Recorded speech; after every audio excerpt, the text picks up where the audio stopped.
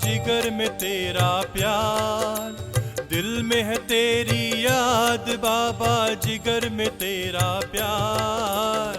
तेरी श्रीमत और शिक्षाएं जीवन का आधार, तेरी श्रीमत और शिक्षाएं जीवन का आधार। दिल में है तेरी याद बाबा, जिगर में तेरा प्यार, तेरी श्रीमत और शिक्षाएं जीवन का आधार।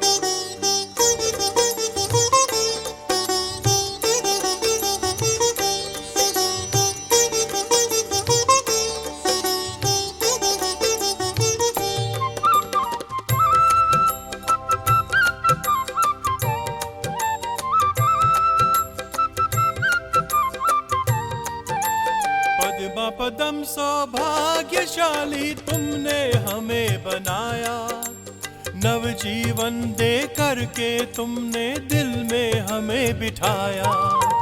पद्मा पदम सौभाग्यशाली तुमने हमें बनाया, नवजीवन दे करके तुमने दिल में हमें बिठाया। अब तो ये जीवन है बाबा तुझ पर ही बलिहार, अब तो ये जीवन है बाबा तुझ पर ही बलिहार। तेरी श्रीमत और शिक्षाएं जीवन का आधार, तेरी श्रीमत और शिक्षाएं जीवन का आधार।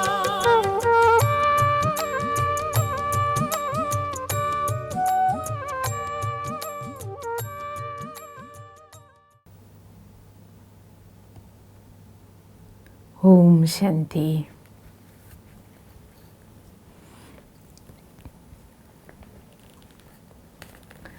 പാണ്ഡവഭവനത്തിലൂടെയുള്ള നമ്മുടെ തീർത്ഥാടന യാത്ര നടക്കല്ലേ. ഇന്നലെ നമ്മൾ ബാബ പൂന്തോട്ടം കാണിച്ചുകൊണ്ട് മക്കൾക്ക് നൽകിയ പഠിപ്പ് കേട്ടു. ഇന്നിനി നമുക്ക് മധുബനത്തിലെ മുന്തിരി. बाबा ने इस बगीचे में अंगूरों की बेल भी लगाई थी. ബാബ മധുബനിലെ പൂന്തോട്ടത്തിൽ മുന്തിരിയുടെ വള്ളികളും വെച്ചിരുന്നു. മുന്തിരി വള്ളികൾ, അതിൽ മുന്തിരി പിടിക്കുന്ന സമയത്ത് കുലകുലകൾ ഇത്രയും താഴത്തായിരുന്നു. ആർക്ക് വേണമെങ്കിലും അവർക്ക് ആ മുന്തിരിക്കുലകൾ വേണമെന്ന് വിചാരിച്ചാൽ തൂങ്ങിക്കിടക്കുന്ന ആ മുന്തിരിക്കുലകൾ വായ് മുകളിലേക്ക് നോക്കിക്കഴിഞ്ഞാൽ വായിൽ വന്ന് വീഴുന്നത് പോലെ, വായിലേക്ക് ഇടുന്ന തരത്തിൽ പൊട്ടിച്ചിടുന്നത് പോലെ അങ്ങനെ കടിച്ചെടുക്കുന്ന രീതിയിൽ അത്ര ഹൈറ്റ് കുറഞ്ഞ മുന്തിരിവള്ളികളായിരുന്നു. ഹർ വർഷ് ജബ് അങ്കൂരൻ കെ ഗുച്ഛെ ഉതാരെ ജാത്തെ थे, ഓരോ വർഷത്തിലും ആ മുന്തിരി പൂത്ത് മുന്തിരിക്കുലകൾ തയ്യാറാകുമ്പോൾ, വിളവെടുക്കുമ്പോൾ ബാബ ഈ സലാഖെ ബഗീച്ചെങ്കെ അങ്കൂറും കോ, ഭഗവാന്റെ പൂന്തോട്ടത്തിൽ വിരിഞ്ഞ ആ മുന്തിരി മിക്കവാറും എല്ലാ സേവാ കേന്ദ്രങ്ങളിലേക്കും ബാബ പാഴ്സലാക്കി അയക്കുമായിരുന്നു. എല്ലായിടത്തേക്കും, എല്ലാ സെൻറ്ററിലേക്കും, മധുബനത്തുനിന്ന്. അങ്കൂർ തോ പ്രായ ഭാരത് കെ സബ്, ആ സമയത്ത് ഭാരതത്തിലെ മിക്ക പട്ടണങ്ങളിലുമുള്ള സേവാ കേന്ദ്രങ്ങളിലേക്ക് ബാബ അയക്കും. അതിൻ്റെ അർത്ഥം നാട്ടിൽ മുന്തിരി വാങ്ങാൻ കിട്ടാത്തത് കൊണ്ടല്ല, പിന്നെയോ എല്ലായിടവും എല്ലാവർക്കും അറിയാം മുന്തിരി എല്ലായിടവും കിട്ടുന്ന സ്ഥലമാണ്. പക്ഷേ എന്നിരുന്നാലും ബാബയുടെ പൂന്തോട്ടത്തിൽ വിരിഞ്ഞ മധുബൻ തോട്ടത്തിൽ നിന്നെടുക്കുന്ന മുന്തിരി മക്കൾക്ക്, ആ മധുരമായ മുന്തിരിക്കുലകൾ പാക്ക് ചെയ്യുന്ന സമയത്ത് ബാബ ആ പാഴ്സലിനോടൊപ്പം ആ മുന്തിരി വള്ളിയുടെ പ്രത്യേകത എന്തായിരുന്നു? ഇത് ഈശ്വരൻ്റെ പൂന്തോട്ടത്തിലെ മുന്തിരിവള്ളിയാണ്, അവിടെ ഉണ്ടായ മുന്തിരിയാണ്, ഈശ്വരീയ സ്നേഹം നിറഞ്ഞ മുന്തിരിയാണ്. കടകളിൽ പോയ മുന്തിരി വാങ്ങാൻ കിട്ടും, പക്ഷേ ഈശ്വരീയ സ്നേഹം നിറഞ്ഞ മുന്തിരിക്കുലകളാണ് ബാബ മധുബനിന്നെടുത്ത് എല്ലാ സേവാ കേന്ദ്രങ്ങളിലേക്കും കുറച്ച് കുറച്ച് അയച്ചു കൊടുക്കുമായിരുന്നു. तो बाबा उन्हें पार्सल करके नहीं भेजते थे, बल्कि एक स्नेह भरे भद्र के साथ അതിനെ പാഴ്സലാക്കി അയക്കുന്നതിന് പകരം ബാബ സ്നേഹം നിറഞ്ഞ ഒരു സ്നേഹത്തോടു കൂടി ആ മുന്തിരി കുലകളുടെ പാക്കിംഗ് ബാബയുടെ സ്വന്തം കൈകളിൽ എഴുതിയ കത്തും ചേർത്തിട്ട് ഹരേക്ക് ബച്ചേക്ക് അതിലെ ഓരോ സേവാ കേന്ദ്രങ്ങളിലെയും കുട്ടികളുടെ പേര് എഴുതുമായിരുന്നു ബാബയുടെ ഇന്ന മക്കൾക്കെല്ലാം ഈ മുന്തിരി കൊടുക്കണം. किसी मुख्य सेवा केंद्र पर जब ये टोकरा आसपास के മുഖ്യ സ്ഥലത്ത് മുന്തിരിയുടെ ആ കുട്ട എത്തുന്ന സമയത്ത് അടുത്തുള്ള സേവാ കേന്ദ്രങ്ങളിലെ കുട്ടികളെ എല്ലാവരെയും അവിടേക്ക് വിളിപ്പിച്ചിട്ട് എല്ലാ സഹോദരീ സഹോദരന്മാർക്കും ബാബ അയച്ച മുന്തിരിയിൽ നിന്ന് ഓരോ പീസ് എല്ലാവർക്കും ഇത്തിരി കൊടുക്കുമായിരുന്നു. ഉൻ പർ സ്നേഹ് ഓർ മുസ്കാൻ കി, മധുബനത്തു നിന്നെത്തിയ മുന്തിരി തങ്ങൾക്ക് ഓരോരുത്തർക്ക് ലഭിക്കുമ്പോൾ അവർക്ക് ബാബയുടെ സ്നേഹവും ബാബയുടെ ആ പുഞ്ചിരിയും നിറഞ്ഞ മുഖം ഓർമ്മിച്ചുകൊണ്ട് കുട്ടികളുടെ കണ്ണ് നിറയുമായിരുന്നു. ബാബ എത്ര സ്നേഹത്തോടു കൂടിയിട്ടാണ് ദൂരെയുള്ള സ്ഥലത്ത് മക്കൾക്കെല്ലാവർക്കും അയച്ചു തന്നിരിക്കുന്നത്. എത്രത്തോളം ഈശ്വരീയ സ്നേഹം, ആത്മീയ സ്നേഹം ആ മുന്തിരിയിൽ ഉണ്ടായിരുന്നുവെന്നോ. प्रियतम प्रभु शिव बाबा का संदेश झलकता दिखाई देता था और बाबा के प्रति ആ മുന്തിരി കിട്ടുമ്പോൾ പ്രഭു പ്രേമ ശിവ് ബാബയ്ക്ക് മക്കളോടുള്ള സ്നേഹവും ബ്രഹ്മ ബാബയ്ക്ക് കുട്ടികളോടുള്ള സ്നേഹവും ബാബ കത്തിലെഴുതുമായിരുന്നു. ഈ സ്നേഹവും കൂടി സ്വീകരിക്കൂ. ഓ യോഗയുക്ത് ഹോ ജാത്തേ ഥേ. ആ മുന്തിരി കിട്ടുമ്പോഴേക്കും കുട്ടികൾ യോഗയുക്തരായി മാറുമായിരുന്നു. वे वर्ष किन्हीं कारणों से उस दिन न आ पाते, उन्हें भी संदेश भेजा जाता कि बाबा ने आपके लिए मधुबन के बगीचे से മുന്തിരി എത്തുന്ന ദിവസം അത് വാങ്ങാൻ വരാൻ പറ്റാത്ത കുട്ടികൾക്ക് സെൻറ്ററിൽ നിന്ന് സന്ദേശം അയക്കുമായിരുന്നു. നിങ്ങൾക്കായി ബാബ മുന്തിരി അയച്ചു തന്നിട്ടുണ്ട്, അത് സെൻറ്ററിലുണ്ട്. ഒപ്പം ബാബയുടെ സന്ദേശവും അവരെ അറിയിക്കുമായിരുന്നു. അത് കേട്ടതും കുട്ടികൾക്ക് കേശാദിപാദം രോമാഞ്ചം കൊണ്ട് നിറയുമായിരുന്നു. इस प्रकार से बाबा को रसानुभूति के साथ साथ त्वमेव माताश्च पिता त्वमेव इस सिद्ध ബാബ ജ്ഞാനത്തിൻ്റെ രസം കുട്ടികളിൽ നിറയ്ക്കുന്നതിനോടൊപ്പം തന്നെ അങ്ങ് തന്നെ എൻ്റെ മാതാവും അങ്ങ് തന്നെ എൻ്റെ പിതാവും എന്ന ശ്ലോകത്തെ അനുസ്മരിപ്പിക്കുന്ന തരത്തിൽ, അന്വർത്ഥമാക്കുന്ന തരത്തിലുള്ള ഈശ്വരീയ സ്നേഹപാലനകളാണ് മക്കൾക്ക് സ്ഥൂലവും സൂക്ഷ്മവുമായ രീതിയിൽ നൽകിയിരുന്നത്. അല്ലേ, എന്നാലോചിച്ച് നോക്കൂ. അതും ആ സമയത്ത് ഇന്നത്തെ പോലെയല്ലല്ലോ. ഇന്നിപ്പോൾ എന്തെങ്കിലും ഒരു സാധനം പാഴ്സൽ അയക്കുക, കൊറിയർ അയക്കുക എല്ലാം ഈസിയാണ്. പക്ഷേ മധുബൻ ആ പർവ്വത മുകളിൽ നിന്ന് ആ മുന്തിരിക്കുലകൾ ഇത്തിരി കിട്ടണ മുന്തിരി അത് പാക്ക് ചെയ്ത് പാഴ്സലാക്കി ബാബയ്ക്ക് ഭാരതത്തിലെ എല്ലാ സേവാ കേന്ദ്രങ്ങളിലെയും കുട്ടികൾക്ക് വേണ്ടി കുറച്ചൊക്കെ അയച്ചു കൊടുക്കണം എന്നുണ്ടെങ്കിൽ അല്ലേ, എന്തെല്ലാം ബുദ്ധിമുട്ട് അതിൻ്റെ പിന്നിലുണ്ട്. ഇത്രയും സ്ഥലത്ത് അതെല്ലാം കേടുകൂടാതെ അതിനുള്ളിൽ അവിടെ അത് എത്തണ്ടേ. ഇന്നത്തെ പോലെ ഇത്രയും ഈസി അല്ലല്ലോ ആ സമയത്ത് ട്രാൻസ്പോർട്ടേഷൻ സംവിധാനങ്ങളൊന്നും. എന്നിട്ടും ബാബയുടെ സ്നേഹം, ശിവബാബയുടെയും ബ്രഹ്മബാബയുടെ ആ സ്നേഹമാണ് അതിൽ കാണപ്പെടുന്നത്. ഇപ്പോഴും നമുക്കങ്ങനെയല്ലേ, മധുബൻ നിന്ന് വരുന്ന പ്രസാദം, മധുബൻ ടോളി ബാബ വീട്ടിലെത്തിക്കഴിഞ്ഞ് ആരെങ്കിലും മധുബൻ പോയി ടോളി കൊണ്ടുവന്ന് കഴിഞ്ഞ് ബാബയുടെ മധുബൻ ടോളി അല്പം നമുക്ക് കിട്ടുകയാണെങ്കിൽ പോലും ആ സമയത്ത് നമുക്ക് ഓർമ്മ വരുന്നത് ബാബ എനിക്കായി ടോളി അയച്ചിരിക്കുകയാണ്, മധുബനത്തിലെ മഹായജ്ഞപ്രസാദം ലഭിക്കുകയാണ്. അത് നമുക്ക് നൽകുന്ന എത്ര സുഖം, എത്ര സ്നേഹം, എത്ര ശക്തിയാണ്. ഇനി അടുത്തത് ബാബയ്ക്ക് കുടിയ. മധുബനത്തിലെ ബാബയുടെ കുടിലെങ്ങനെയുണ്ടായി അതിൻ്റെ ചരിത്രം.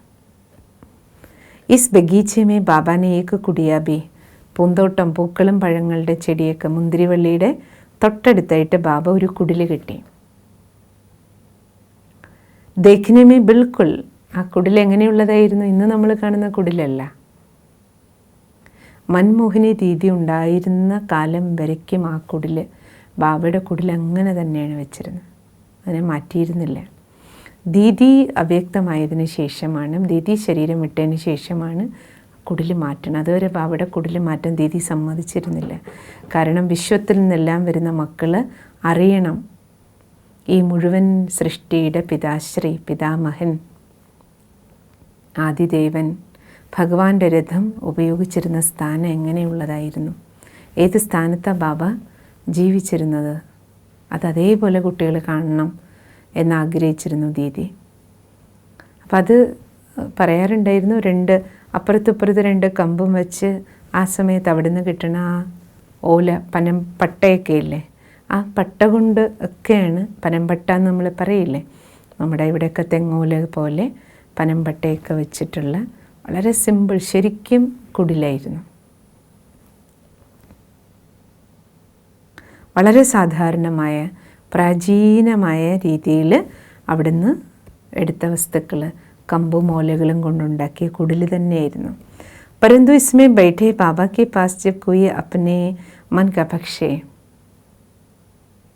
കുടിലായിരുന്നു അതെങ്കിലും ആ കുടിലിനുള്ളിലിരുന്നാണ് ബാബ കുട്ടികളോട് സംസാരിക്കുമായിരുന്നത്. ബാബ സെപ്പറേറ്റ്ലി കുട്ടികളെ കണ്ടിരുന്നത്, പേഴ്സണൽ മീറ്റിങ്സ് എല്ലാം അവിടെയായിരുന്നു.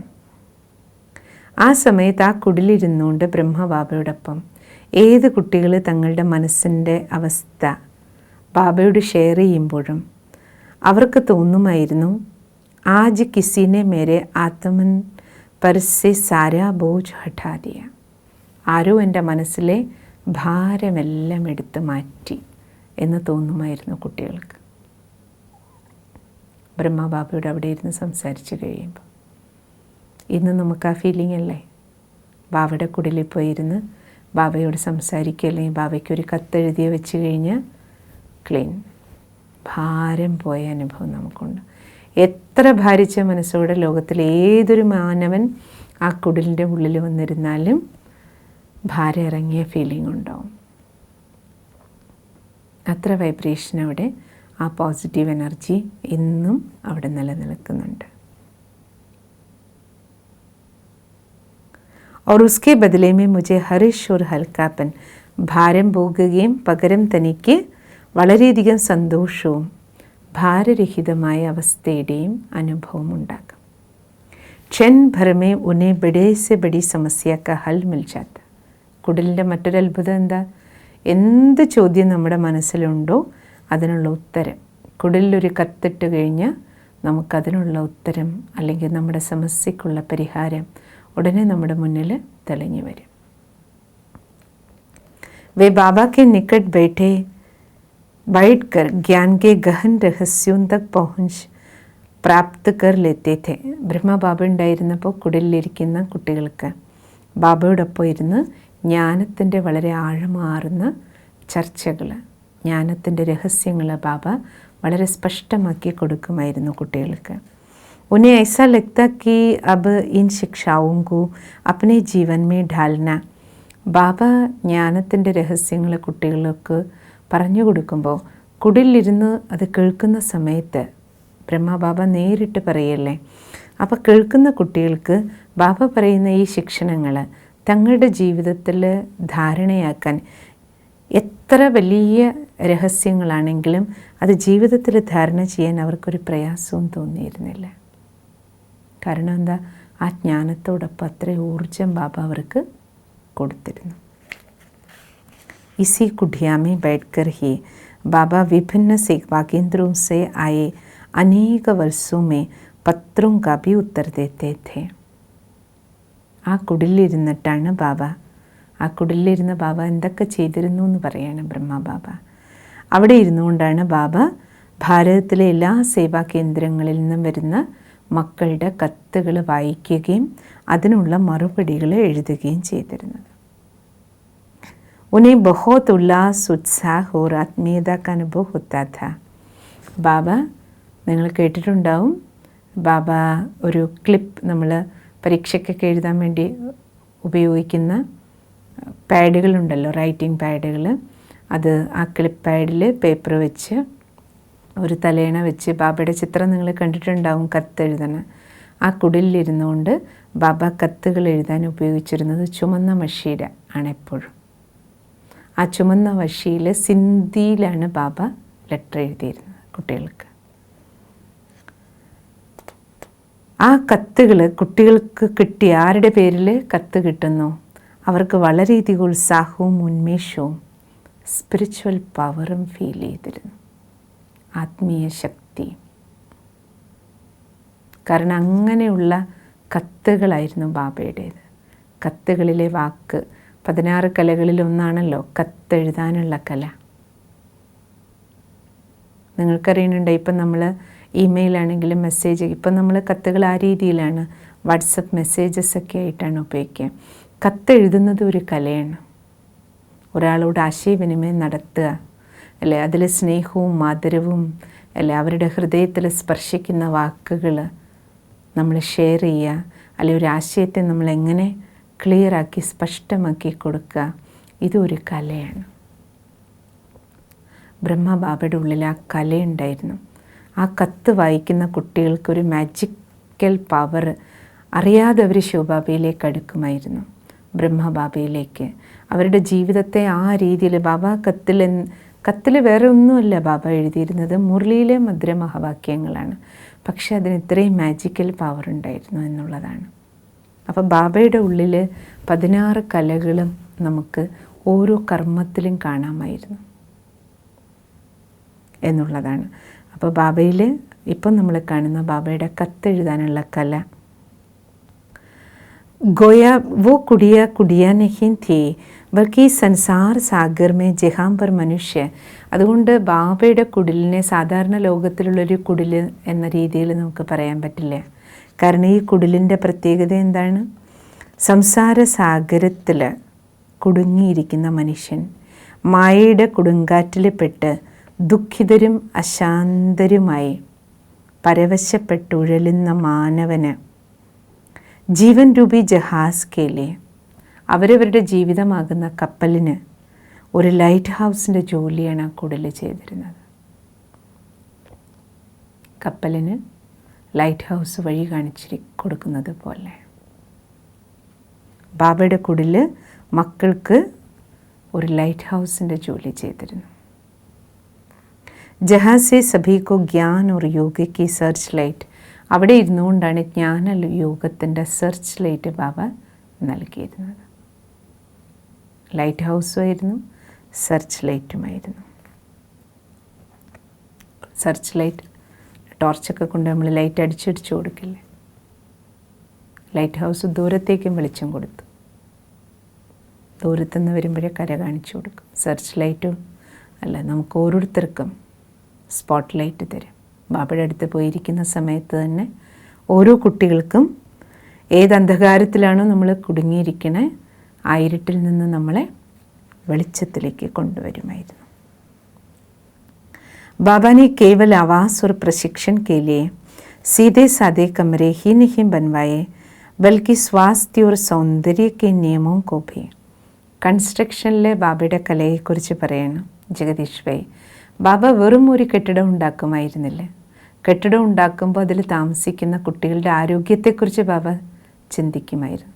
അവർക്ക് കാറ്റും വെളിച്ചവും എല്ലാം ലഭിക്കുന്നത് പോലെ. പിന്നെ ഓരോ റൂമും നോക്കിക്കഴിഞ്ഞാൽ മൊസ്കിറ്റോസ്, കൊതുകൊന്നും കയറാത്ത രീതിയിൽ എല്ലാം, മധുബനിൽ കണ്ടിട്ടില്ലേ പാണ്ഡോബനിൽ, ഓരോന്നിനും കൊതുക് വലയെല്ലാം അടിച്ച് ബാബ അവിടെ താമസിക്കുന്ന കുട്ടികൾ ആരോഗ്യത്തോടെ ഇരിക്കണം, ആ ലക്ഷ്യത്തോടു കൂടിയിട്ടാണ് കൺസ്ട്രക്ഷൻസ് നടത്തിയിരുന്നത്. പിന്നെ സൗന്ദര്യം ഉണ്ടായിരിക്കണം, ഏത് ബിൽഡിങ്ങിനും ഒരു ഭംഗി ഉണ്ടാകണം. വെറുതെ എന്തെങ്കിലും ഒരു കെട്ടിടം ഉണ്ടാക്കുക അങ്ങനെ ബാബ ചെയ്തിരുന്നില്ല. ആ ഒരു എസ്തെറ്റിക് കാര്യങ്ങൾ, ഏതിനും ഒരു ഭംഗി വേണം. അതുകൊണ്ട് നമ്മൾ മധുബനിൽ പോയി എന്ത് കണ്ടാലും എല്ലാത്തിലും ഒരു ആർട്ട് നമുക്ക് കാണാൻ പറ്റും. അത് ബ്രഹ്മബാബയുടെ പ്രത്യേകതയാണ്. ബാബ ഒരു സാധനം പാക്ക് ചെയ്യിക്കുകയാണെങ്കിൽ പോലും ദാദിമാർ പറയുമായിരുന്നു, വെറുതെ എന്തെങ്കിലും ഒരു പേപ്പറിലോ കവറിലോ പാക്ക് ചെയ്യാൻ ബാബ സമ്മതിക്കില്ല. ഒരാൾക്കൊരു ഗിഫ്റ്റ് കൊടുക്കുകയാണെങ്കിൽ ആ വസ്തു പാക്ക് ചെയ്യുന്ന ഗിഫ്റ്റ് പേപ്പർ അല്ലെങ്കിൽ ഗിഫ്റ്റ് പാഴ്സൽ പോലും അതും ഏറ്റവും ഭംഗിയുള്ളതായിരിക്കണം, ആ കവറ് പോലും. അത്രത്തോളം ബാബ ഓരോ കർമ്മവും വളരെയധികം സുന്ദരമായിട്ട് മനോഹാരിതയോട് കൂടിയിട്ടാണ് ചെയ്തിരുന്നത്. ഇന്നും നമുക്കത് മധുബനിൽ നമ്മുടെ ദാദിമാർ അല്ലെങ്കിൽ ഓരോ ഡിപ്പാർട്ട്മെൻറ്റിലും നമ്മൾ നോക്കുകയാണെങ്കിൽ ബാബയുടെ അതേ ട്രെയിനിങ്ങാണ് ദാദിമാരും എല്ലാവരും ഫോളോ ചെയ്യണം. എല്ലാ കാര്യങ്ങളും ഒരാൾക്കൊരു ബുക്ക് കൊടുക്കുകയാണെങ്കിൽ പോലും എന്തെങ്കിലും ഒരു ഗിഫ്റ്റ് അങ്ങ് കൊടുക്കാൻ സമ്മതിക്കില്ല. അതിനൊരു സുന്ദരമായ കവറിട്ട് മനോഹരമായ രീതിയിൽ ഇത് പ്രസൻറ്റ് ചെയ്യുള്ളൂ. बाबा ने 12 दरी वाले 2 हवादार कमरे भी अच्छी खासी ऊंचाई पर ഉണ്ട്. ബാബ കൺസ്ട്രക്ഷൻ സമയത്ത് അതെല്ലാം ശ്രദ്ധിച്ചിരുന്നു. മുറികൾക്ക് നല്ല ഹൈറ്റ് ഉണ്ടായിരിക്കണം, നല്ല പോലെ വെളിച്ചം കിട്ടണം, വായു കിടക്കണം. അപ്പോൾ ആ രീതിയിൽ ബാബ മുറികളും ഭവന നിർമ്മാണത്തിലും ശ്രദ്ധിച്ചിരുന്നു. ഒപ്പം രാജസ്ഥാനി ഭവന നിർമ്മാണ കലയുടെ, രാജസ്ഥാന് പ്രത്യേകിച്ചും നമുക്കറിയില്ലേ ഒരു രാജസ്ഥാനി ആർട്ടുണ്ട്, ആ ഒരു രാജകീയത റോയൽറ്റി ഓൾറെഡി ഉണ്ട്. അപ്പോൾ അത് ആ ഒരു സൗന്ദര്യം കൂടി ബിൽഡിങ്ങിൽ ഉൾപ്പെടുത്തുന്ന രീതിയിൽ ബാബ ശ്രദ്ധിച്ചിരുന്നു. അതുകൊണ്ട് ആ സമയത്ത് ഉണ്ടാക്കിയ കെട്ടിടങ്ങളിൽ തന്നെ ബാബ രാജസ്ഥാനി ആർട്ടിൻ്റെ ഒരു പ്രത്യേകത നമ്മൾ കണ്ടിട്ടില്ലേ, എല്ലാം ചെറിയ ചെറിയ ഇങ്ങനെ മുകളിൽ ചെറിയ കുട്ടി കുട്ടി ഗോപുരങ്ങളെല്ലാം വെച്ചിട്ട് മനോഹരമായിട്ടാണല്ലോ ഉണ്ടാക്കുക. നമ്മുടെ ശാന്തിവനത്തിലെ ഹാള് നിങ്ങളിപ്പോൾ ശ്രദ്ധിച്ചിട്ടുണ്ടാവും, മനോഹരമായിട്ട് നമുക്ക് കാണുന്നുണ്ടല്ലോ വലിയ ഹാള്.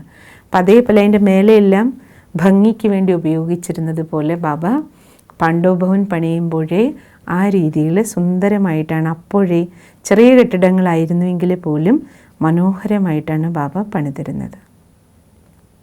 ഇപ്പം നമ്മളതിനു വേണ്ടി ഒരു ബിൽഡിംഗ് ഉണ്ടാക്കി അതിനൊരു ആർക്കിടെക്റ്റ് ഉണ്ടാവുമല്ലോ, ഒരു സൗന്ദര്യം, ഒരു ഭംഗി അല്ലേ. ബാബയുടെ വീട് ശിവജ്യോതി ഭവനിൽ ഉണ്ടാക്കുമ്പോഴും ആ രീതിയിൽ ഒരു ഭംഗിയോടുകൂടി ഉണ്ടാക്കിയ ചിത്രം കണ്ടപ്പോൾ, ഭവനം ഉണ്ടാക്കുന്നതിന് മുമ്പ് തന്നെ ഭൂമി പൂജ സമയത്ത് റോസി ബെഞ്ചി വന്നപ്പോൾ ശിവജ്യോതി ഭവനം ഉണ്ടാക്കാൻ പോകുന്നതിൻ്റെ രൂപരേഖയുണ്ടല്ലോ, അത് ഒരു ചെറിയ മോഡൽ വരച്ച് അതിൻ്റെ ചിത്രം ബെഞ്ചിക്ക് അതാണ് ഗിഫ്റ്റ് കൊടുത്തത്.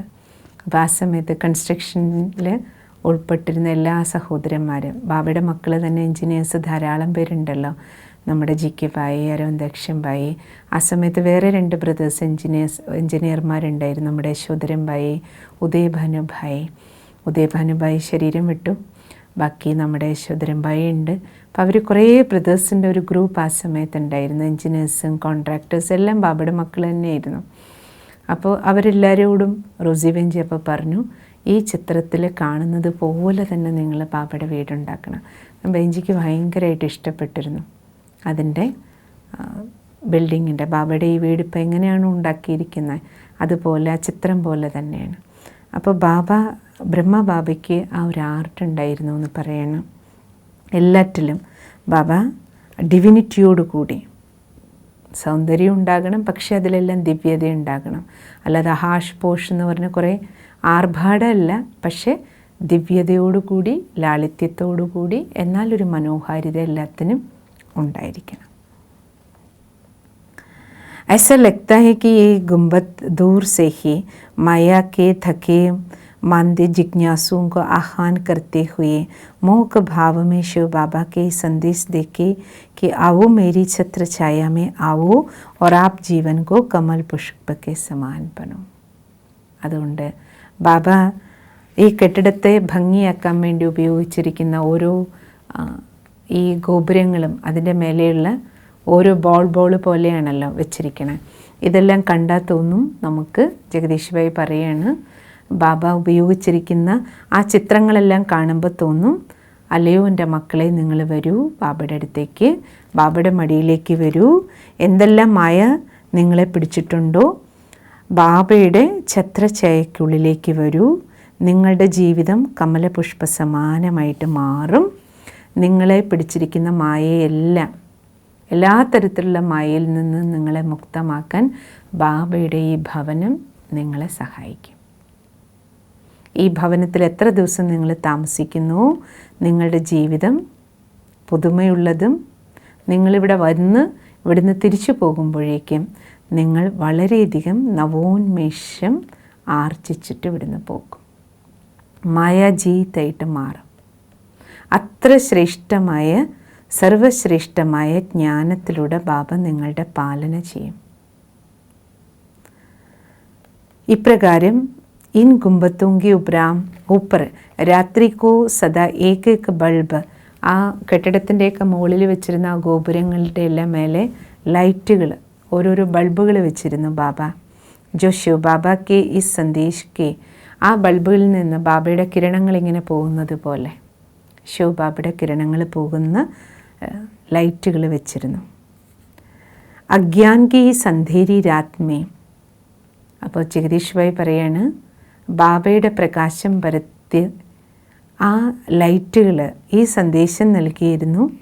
അജ്ഞാന അന്ധകാരത്തിൽ ഉറങ്ങുന്ന മക്കളെ സദാ ജാഗതി ജുഗിതി പരമാത്മാ കെ പാസാവൂ.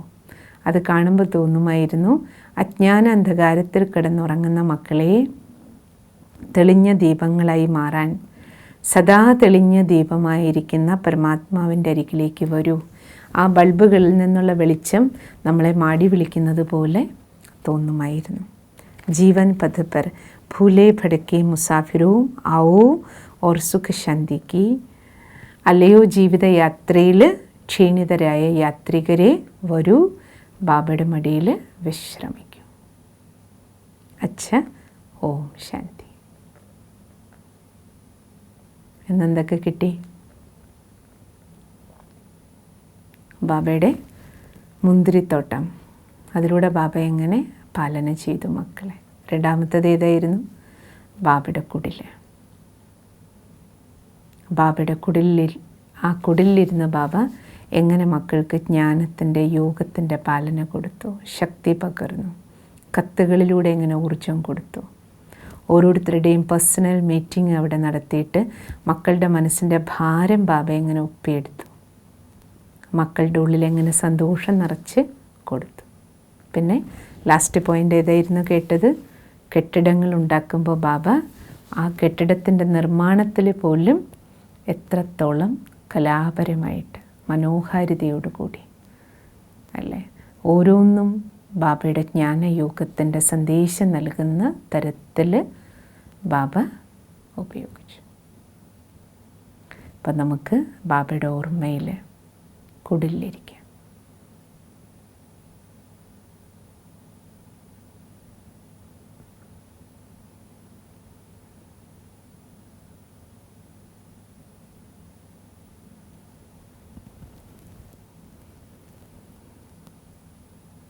എന്തെങ്കിലും ഭാരം മനസ്സിലുണ്ടെങ്കിലെല്ലാം പ്രഭുവിന് സമർപ്പിക്കാം.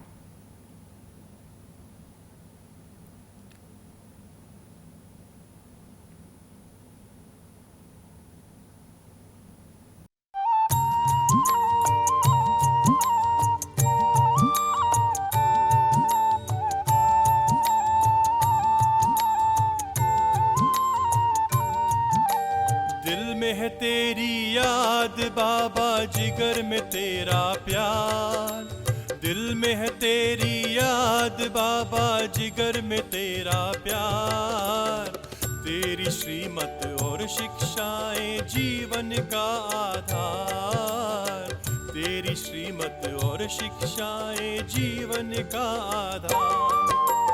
दिल में है तेरी याद बाबा, जिगर में तेरा प्यार, तेरी श्रीमत और शिक्षाएं जीवन का आधार।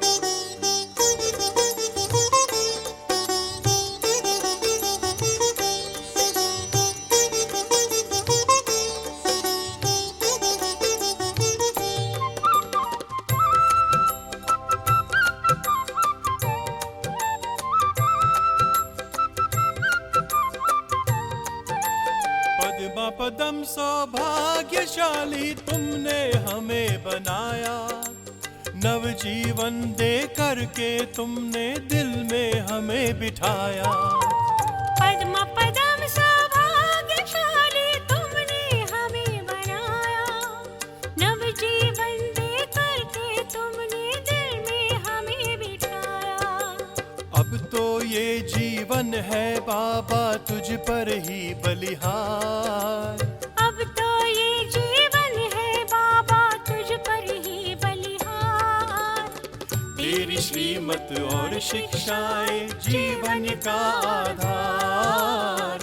तेरी श्रीमत और शिक्षाएं जीवन का आधार।